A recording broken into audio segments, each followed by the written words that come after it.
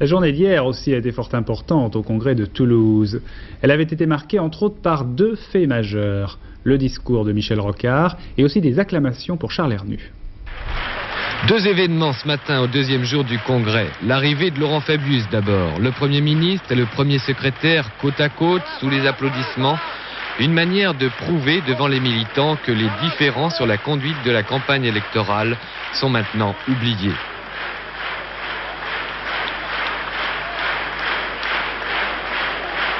L'autre image, cette irruption des femmes socialistes en rang serré qui viennent revendiquer au pied de la tribune. Elles veulent une représentation suffisante sur les listes et dans les instances du parti. Geste peu apprécié du Congrès, mais qui n'entamera pas la bonne humeur de Lionel Jospin. Avant l'intervention de Laurent Fabius, les congressistes ce matin se retrouvaient perplexes. Bien sûr, Jospin et Rocard leur avaient proclamé hier leur volonté de compromis. Mais ils ont bien vu en même temps que les deux hommes avaient du mal à se comprendre. On ne tranche pas les conditions d'alliance en 86 au Congrès, dit Jospin. Au contraire, il faut préciser par écrit ce que nous sommes au minimum pour ne pas faire n'importe quoi en 86, répond Rocard. Une première réunion cette nuit n'a pas pu réduire cette divergence.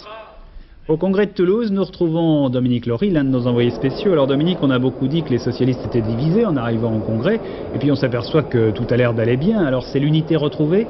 Oui, vous savez, il faut d'abord dire qu'il y a eu une réaction chez les socialistes. On a tant dit, on a tant écrit que ce PS arrivait à Toulouse divisé, que les délégués ont voulu montrer, disons, une certaine unité, et il y a effectivement ce matin du rapprochement dans l'air.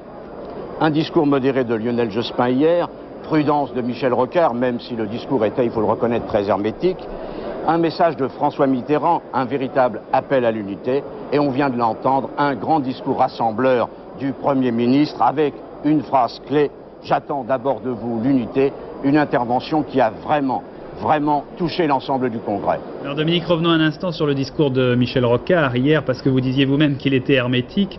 Alors pourquoi était-il aussi hermétique? On a dit que c'était parce qu'il s'adressait qu'aux militants, alors les journalistes n'étaient pas censés le comprendre? Écoutez, pour être franc, c'était effectivement un discours très difficile. Alors je ne sais pas si c'était codé, si c'était directement pour les militants, pour les journalistes, mais c'est vrai que c'était très difficile à suivre. Alors une consoeur qui a beaucoup d'humour a eu une phrase assez étonnante: la première fois que Michel Rocard intervient, j'achète un petit Larousse rocardien illustré. Dominique, cela dit, alors la fameuse synthèse, ça y est, c'est fait? Non, on peut tout de même pas dire que c'est fait. Vous savez, dans un congrès, et pas seulement socialiste, il y a deux discours. Il y a d'abord le discours à la tribune, et puis il y a les discussions, disons, dans les couloirs. Alors je ne veux pas dire que la tribune amuse la galerie, mais il faut tout de même être très prudent. En fait, les choses vont commencer, les choses très sérieuses vont commencer ce soir à la commission des résolutions.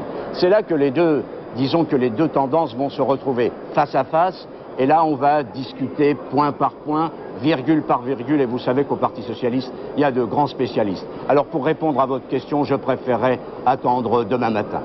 Merci Dominique, et bien nous vous retrouvons bien sûr dans nos prochaines éditions du journal. Autre réunion.